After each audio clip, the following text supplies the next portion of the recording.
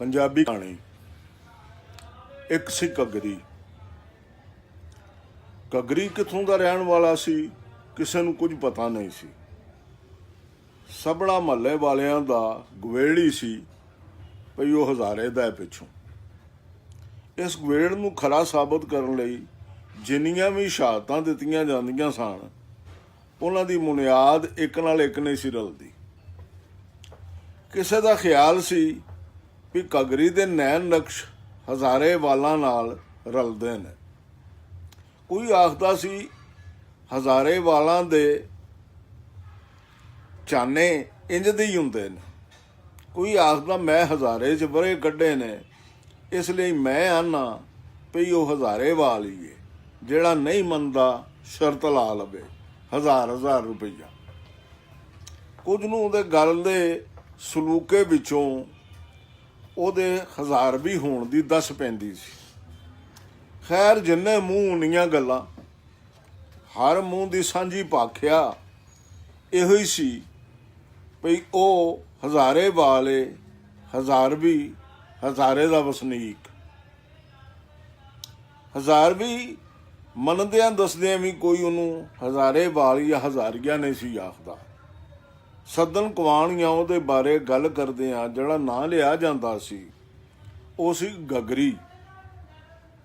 ਜਿਵੇਂ ਉਹਨੇ ਆਪਣੇ ਹਜ਼ਾਰੀਆ ਹੋਣ ਦਾ ਇਕਰਾਰ ਜਾਂ ਇਨਕਾਰ ਇੱਕ ਵਾਰ ਵੀ ਆਪਣੇ ਮੂੰਹੋਂ ਨਹੀਂ ਸੀ ਕੀਤਾ, ਉਂਝ ਹੀ ਉਹਨੇ ਆਪਣਾ ਨਾਂ ਘੱਗਰੀ ਪੈਣ ਉੱਤੇ ਵੀ ਕੋਈ ਹਾਂ ਹੰਗੂਰਾ ਨਹੀਂ ਸੀ ਭਰਿਆ ਤੇ ਨਾ ਹੀ ਕੋਈ ਨਾ ਨੁੱਕਰ ਕੀਤੀ ਸੀ।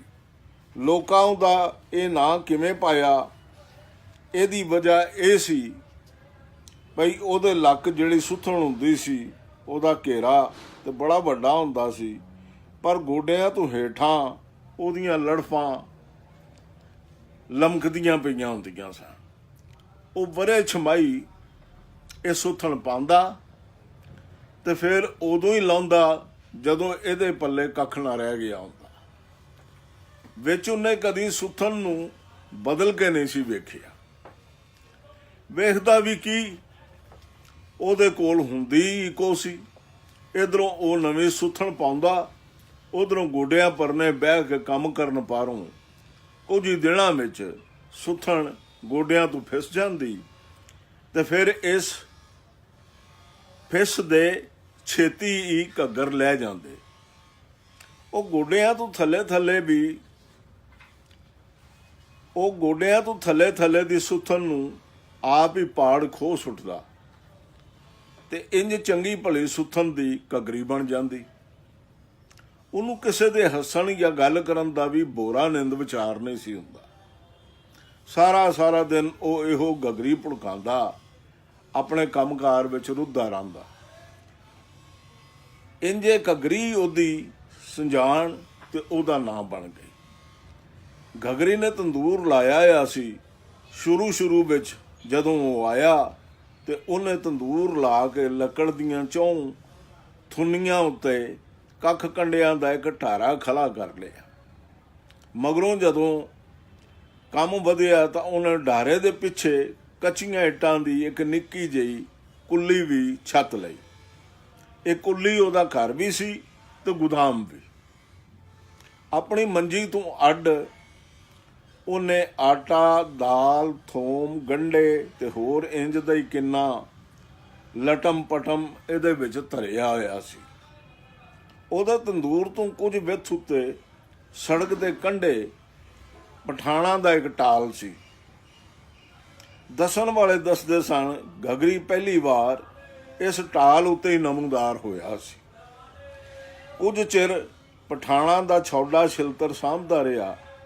ਪਠਾਣਾ ਨੂੰ ਜਦੋਂ ਕਿਸੇ ਤਰ੍ਹਾਂ ਪਤਾ ਲੱਗਾ ਭਈ ਉਹ ਰੋਟੀ ਦਾ ਕਾਰੀਗਰ ਏ ਤਾਂ ਉਹਨਾਂ ਨੇ ਉਹਨੂੰ ਤੰਦੂਰ ਲਾਉਣ ਦੀ ਮੱਤ ਦਿੱਤੀ।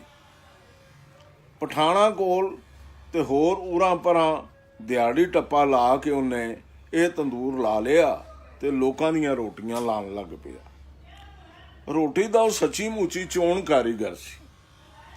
ਕੁਨਾਲੀ ਵਿੱਚੋਂ ਪੇੜਾ ਚੁੱਕ ਕੇ ਜਦੋਂ ਤਲੀ ਉੱਤੇ ਧਰਦਾ ਤੇ ਇੰਜ ਹੀ ਜਾਪਦਾ ਜਿਵੇਂ ਉਹਨੇ ਕੋਈ ਸਜਰਾ ਆਂਡੇ ਚੋਂ ਨਿਕਲਿਆ ਆ ਪੱਖਣੂ ਬੱਚਾ ਜਾਂ ਕੋਈ ਬੌਲ ਟਟਹਿਣਾ ਤਲੀ ਉੱਤੇ ਲੈ ਲਿਆ ਹੋਵੇ।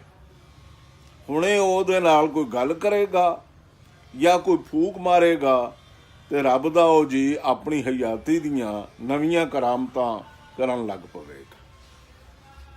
ਇੰਝ ਹੀ ਹੁੰਦਾ, ਉਹਦੀ ਤਲੀ ਉੱਤੇ ਪੇੜਾ ਆਉਂਦਿਆਂ ਸਾਰ ਆਟੇ ਵਿੱਚ ਨਵੀਆਂ ਸਿਫਤਾਂ ਜਾਗ ਪੈਂਦੀਆਂ। ਇਹ ਸਿਫਤਾਂ ਹੁੰਦੀਆਂ ਵੀ ਮੱਲੇ ਦੇ ਅਜਾਣੇ ਸਿਆਣੇ ਵਹਿੰਦਿਆਂ ਸਾਰ ਆਖ ਦਿੰਦੇ, ਗਗਰੀ ਦੇ ਹੱਥ ਜ਼ਰਾ ਜਿਹਾ ਵੀ ਆਟੇ ਨੂੰ ਛੋਹ ਜਾਣ ਤਾਂ ਰੋਟੀ ਦੇ ਦਰਸ਼ਨ ਹੀ ਹੋਰ ਹੋ ਜਾਂਦੇ ਨੇ। ਖਾਣ ਤੋਂ ਪਹਿਲਾਂ ਹੀ ਲਜ਼ਤਾਂ ਆਉਣ ਲੱਗ ਪੈਂਦੀਆਂ ਨੇ। ਗਗਰੀ ਪਠਾਣਾਂ ਦੇ ਨਾਲ ਦੇ ਟਾਲ ਤੋਂ ਤੰਦੂਰ ਵਿੱਚ ਬਾਲਣ ਲਈ ਮੁੱਢੀਆਂ ਚੁੱਗ ਕੇ ਲੈਂਦਾ। ਉਹਨਾਂ ਨੂੰ ਤੰਦੂਰ ਵਿੱਚ ਪਾ ਕੇ ਉਦੋਂ ਤਾਈਂ ਕਿਸੇ ਪਰਾਤ ਕੁਨਾਲੀ ਤੋਂ ਪੋਣਾ ਨਾ ਹਿਲਾਉਂਦਾ ਜਦੋਂ ਤਿੱਕਰ ਤਾਂ ਉਹਦੀ ਤਸੱਲੀ ਦਾ ਨਾ ਹੋ ਜਾਂਦਾ। ਪੂਰੀ ਤਸੱਲੀ ਪਿੱਛੋਂ ਉਹ ਪਹਿਲੋਂ ਆਈ ਪਰਾਤ ਕੁਨਾਲੀ ਨੂੰ ਆਪਣੇ ਵੱਲ ਮਾੜਾ ਜਿਹਾ ਸਰਕਾਉਂਦਾ। ਆਪੋ ਆਪਣੇ ਆਟੇ ਤੇ ਤੌਣਾ ਲੈ ਕੇ ਬੈਠੀਆਂ ਸਾਰੀਆਂ ਚੁੰਗਾਂ ਦਾ ਧਿਆਨ ਉਹਦੇ ਵਿੱਚ ਹੀ ਹੁੰਦਾ। ਕਿਸੇ ਮੂੰਹ ਵਿੱਚੋਂ ਕਿਸੇ ਵਣ ਦੀ ਵੀ ਕੋਈ ਗੱਲ ਨਾ ਨਿਕਲਦੀ। ਇੰਝ ਜਿਵੇਂ ਹਰ ਕੋਈ ਸਾਹ ਰੋਕ ਕੇ ਉਹਦੇ ਹੱਥਾਂ ਨੂੰ ਹਿਲਦਿਆਂ ਜੁਲਦਿਆਂ ਵੇਖਦਾ ਪਿਆ ਹੋਵੇ। ਪੌਣਾ ਲਾ ਕੇ ਉਹ ਹਰ ਪੇੜੇ ਨੂੰ ਪੋਲੀ ਜਿਹੀ ਉਂਗਲ ਛੁਆਉਂਦਾ, ਜਿਵੇਂ ਬਾਲਾਂ ਨੂੰ ਠੋਡੀ ਉੱਤੇ ਮਾੜੀ ਜਿਹੀ ਛਿੱਬੀ ਨਾਲ ਆਪਣੇ ਵੱਲ ਨਹੀਂ ਕਰੀਦਾ, ਸਗਵਾਂ ਉਂਜੀ। ਫਿਰ ਪੇੜਾ ਲੈ ਕੇ ਉਹ ਤਲੀ ਉੱਤੇ ਧਰਦਾ। ਉਸ ਵੇਲੇ ਉਹਨੂੰ ਪੇੜੇ ਦੇ ਵਜ਼ਨ ਦਾ ਪਤਾ ਲੱਗ ਜਾਂਦਾ। ਉਹ ਸਾਰੇ ਪੇੜਿਆਂ ਨੂੰ ਵਾਰੋ ਵਾਰੀ ਆਪਣੇ ਹਿਸਾਬ ਸਿਰ ਕਰਕੇ ਪਲੇਥਣ ਵਾਲੀ ਫੱਟੀ ਉੱਤੇ ਪਾਲ 'ਚ ਧਰਦਾ ਜਾਂਦਾ। ਇੱਕ ਦੋ ਕੁਨਾਲੀਆਂ ਪਰਾਤਾਂ ਦੇ ਪੇੜੇ ਨਵੇਂ ਸਿਰਿਓਂ ਕਰਨ ਪਿੱਛੋਂ ਉਹ ਰੋਟੀ ਵਾਲੇ ਪਾਸੇ ਹੁੰਦਾ। ਉਹ ਪੋਲਾ ਜਿਹਾ ਪੇੜੇ ਨੂੰ ਫੱਟੀ ਉੱਤੇ ਥਾਪੜਦਾ ਤੇ ਫਿਰ ਦੋਵਾਂ ਹੱਥਾਂ ਦੀਆਂ ਤਲੀਆਂ ਨਾਲ ਤਾਲ ਦਿੰਦਾ। ਰੋਟੀ ਗਲਣ ਲੱਗ ਪੈਂਦਾ। ਵਿੱਚ ਪੋਲੇ ਪੋਲੇ ਦੋ ਕੁ ਪਟਾਕੇ ਵੀ ਮਾਰਦਾ। ਇਹ ਪਟਾਕੇ ਉਨੇ ਉੱਚੇ ਨਾ ਹੁੰਦੇ ਜਿੰਨੇ ਆਮ ਰੋਟੀਆਂ ਲਾਉਣ ਵਾਲੇ ਮਾਰਦੇ ਨੇ। ਓੜਕ ਉਹਦੇ ਹੱਥਾਂ ਵਿੱਚ ਨਾ ਮਧਰੀ ਨਾ ਛੰਡੀ, ਸੋਹਣੇ ਦਰਮਿਆਨੇ ਮੇਲ ਦੀ ਰੋਟੀ ਗੜੀਜ ਜਾਂਦੀ।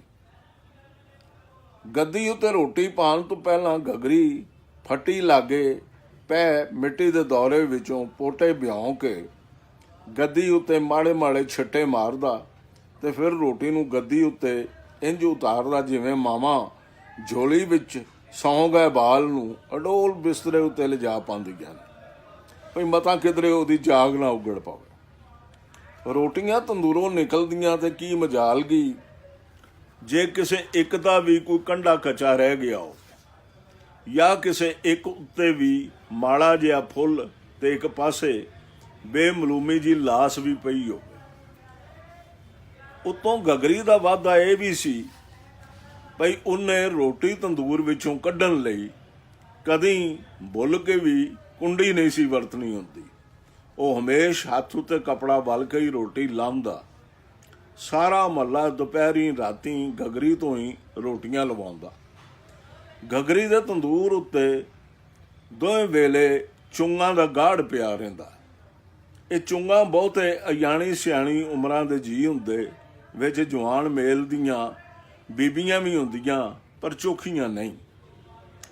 ਗਗਰੀ ਨਾ ਕਿਸੇ ਵੱਲ ਅੱਖ ਚੁੱਕ ਕੇ ਵੇਂਦਾ ਤੇ ਨਾ ਹੀ ਕਦੀ ਮੂੰਹੋਂ ਕੋਈ ਲਫ਼ਜ਼ ਕੂੰਦਾ, ਬਸ ਆਪਣੇ ਆਰੇ ਹੀ ਲੱਗਿਆ ਰਹਿੰਦਾ।